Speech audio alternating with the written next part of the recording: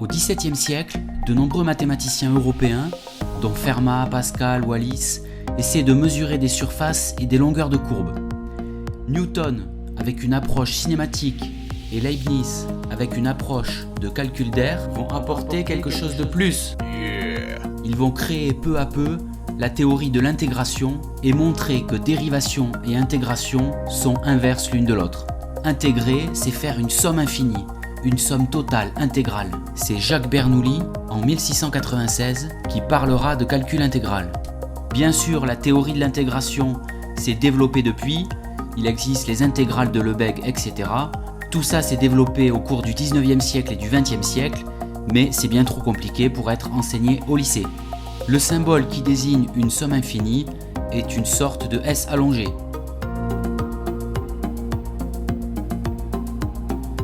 Ainsi, l'intégrale de AAA de f de x dx, c'est-à-dire l'aire sous la courbe représentative de la fonction f entre x qui vaut a et x qui vaut a, ça fait 0.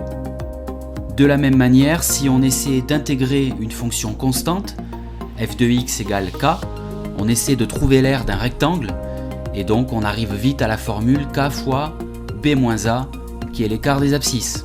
Intégration et dérivation vont être fortement liées. C'est pour ça qu'il va falloir parler de primitive. La dérivée de la fonction ln sur 0 plus l'infini est 1 sur x.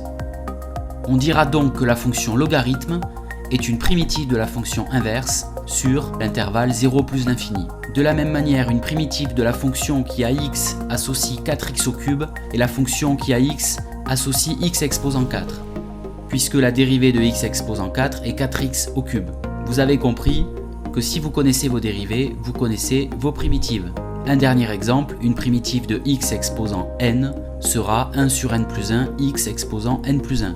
Si vous n'en êtes pas convaincu, essayez de dériver 1 sur n plus 1 x exposant n plus 1 et vous retomberez sur x exposant n. On a donc 5 grands types de fonctions que l'on a déjà rencontrés sur le chapitre de la dérivation. Il faut connaître leurs primitives. Fonction constante, fonction puissance, fonction racine, fonction exponentielle et fonction inverse. On sait dériver une fonction du type 1 sur u. Sa dérivée est moins u' sur u carré. Ainsi, si on a une fonction de la forme u' sur u carré, sa primitive sera de la forme moins 1 sur u. De la même manière, une primitive de u' exposant n sera 1 sur n plus 1 u exposant n plus 1. De la même manière, on obtient d'autres primitives. Toute fonction continue sur un intervalle admet des primitives. Exemple, cette fonction dont on cherche une primitive est de la forme u' exposant 5. Donc, on va appliquer notre formule, la primitive sera de la forme 1 sixième de u exposant 6.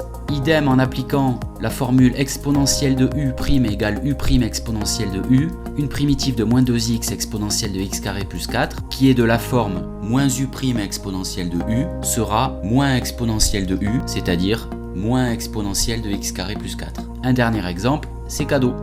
Mais comment on fait le lien entre primitive et intégrale? C'est très simple, l'intégrale de a à b d'une fonction sera en fait grand f de b moins grand f de a, où grand f est une primitive de la fonction petit f. Cette propriété définition est à connaître par cœur, on va s'en servir tout le temps. On obtient alors toutes sortes de propriétés, dont la linéarité de l'intégrale. En simplifiant un peu tout ce bazar, ça veut dire qu'on peut sortir un nombre d'une intégrale et que l'intégrale d'une somme de fonctions est la somme des intégrales.